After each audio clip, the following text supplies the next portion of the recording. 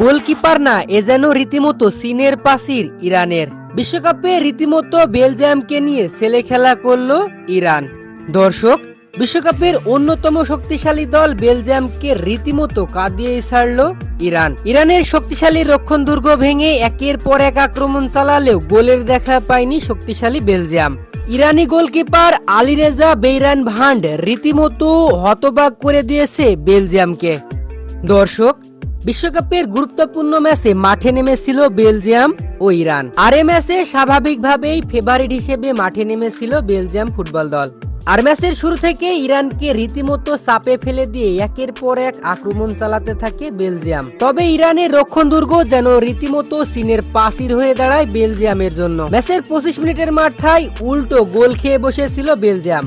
তবে সে যাত্রায় অফসাইডের কারণে গোল বাতিল হলে রক্ষা পায় দলটি। এরপর দুদল আক্রমণ চালালেও প্রথমার্ধ শেষ হয় গোলশূন্য ব্যবধানে। এরপর দ্বিতীয়ার্ধে আবারও মাঠে গড়ায় খেলা। আক্রমণের ধার আরো বাড়িয়ে দেয় বেলজিয়াম। তবে ইরানের কাছে যেন কোনো মতেই সুবিধা করতে পারছিল না দলটি। উল্টো ম্যাচের 66 মিনিটের মাথায় বাজে ট্যাকলিং এর জন্য লাল কার্ড খেয়ে 10 জনে পরিণত হয় বেলজিয়াম দল। আর শেষ পর্যন্ত বিশ্বকাপের বড় ঘটন ঘটিয়ে দেয় ইরান।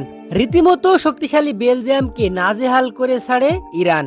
আর শেষ পর্যন্ত নির্ধারিত 90 মিনিট শেষে গোলশূন্য ব্যবধানে শেষ হয় খেলা।